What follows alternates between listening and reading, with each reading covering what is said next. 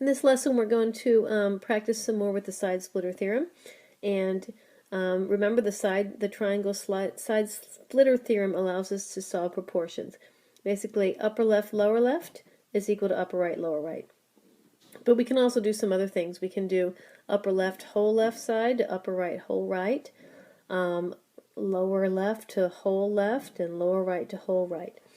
And that's basically just dealing with the sides. So to work a few examples like that, we have DE is parallel to AC, and you see the side measurements are the only things that are here.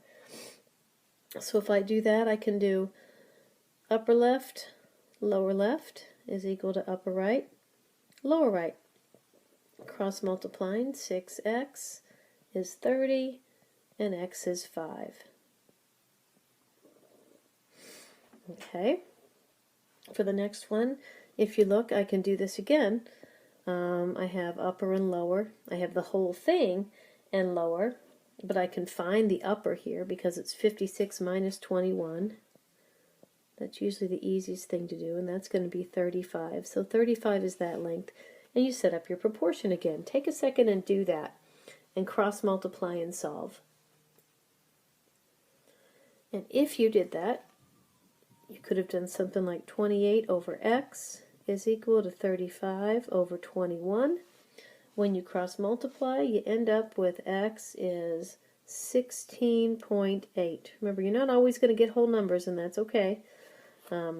We can solve any of these that we can. Sometimes you'll have a fraction, and sometimes it'll be a terminating decimal.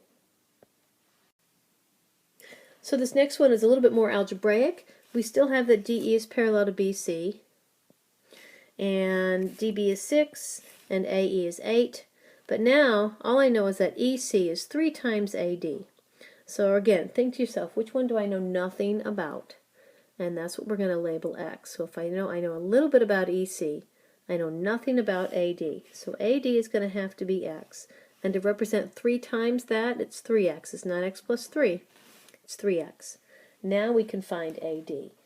In this case, it just gets slightly more complicated. Again, it's the ratio of the sides, so x over 6 is equal to 8 over 3x. But look at what happens when I cross multiply. 3x squared is equal to 48. And then if I divide by 3, I get x squared is 16. Since we're dealing with lengths here, I know when I take the square root, I only need the principal root. So I take the square root of both sides, and I have a value of 4. So sometimes you'll get a second degree equation to solve. Now this one was a relatively simple one, but there could be some where we're going to have to put in standard form and factor. Alright, so in this exercise I'm given a diagram with some values and some conclusions here. And what we want to do is go through and explain why each one is true. And I've got to fill in some gaps here that should be showing up in your notes, but they're not showing up on my screen. But the first one's okay. VW is parallel to XY. So if I want to know that VW is going to be parallel to XY, I don't have any angle measurements here, so I can't do anything with that.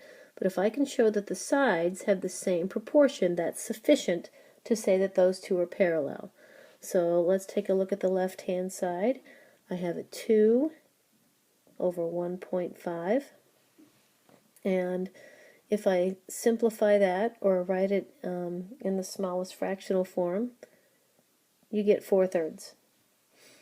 Same thing if I do 6 over 4.5, which is the other side. You still get 4/3.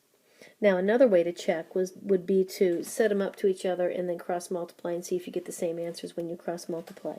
But since both of them are, since the sides are proportional, the sides are in proportion, therefore we can say that those two are parallel. VW is parallel to XY based on the converse of the side splitter theorem.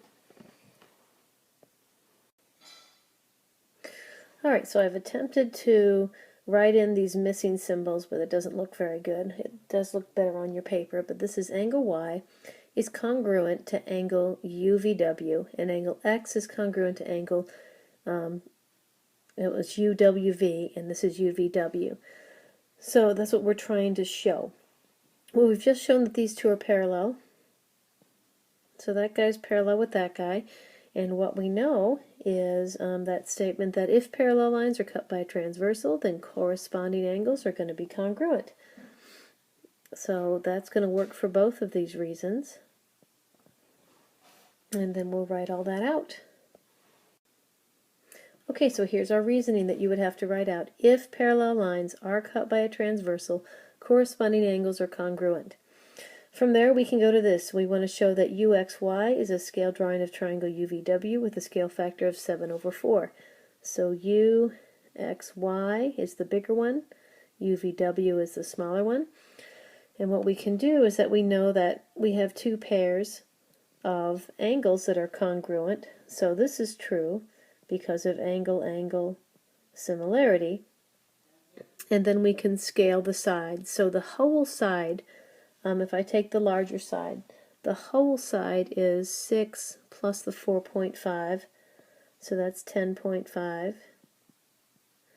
And the small side is 6. If you reduce that down, you should get a fraction of 7/4. And if you did do that and put it in your calculator, you'll see that that's the case. So angle-angle similarity shows that UXY is a scale drawing of UVW.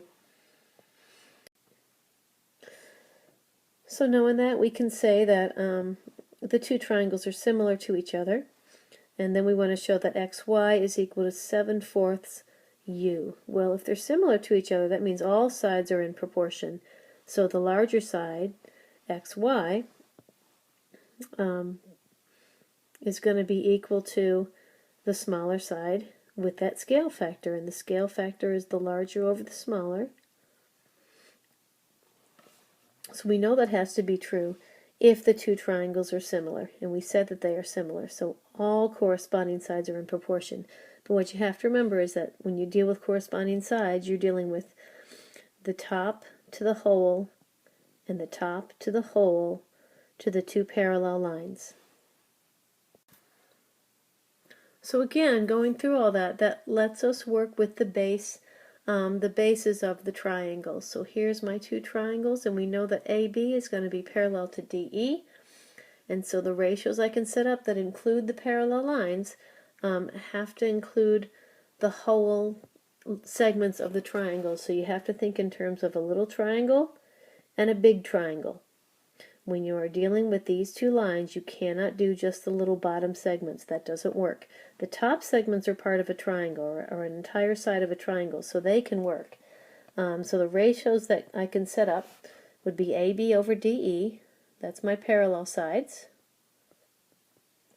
And that can be equal to the top left over the whole left, CA over CD, or the top right over the whole right.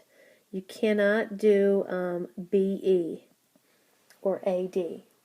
So it's always the top over the whole, or little over big.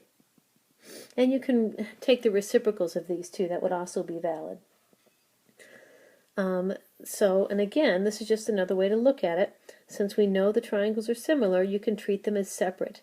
And this is just another way to view it. Instead of embedded and overlapped, we can easily see that AC is going to correspond to DC, and AB to DE, and CB to CE.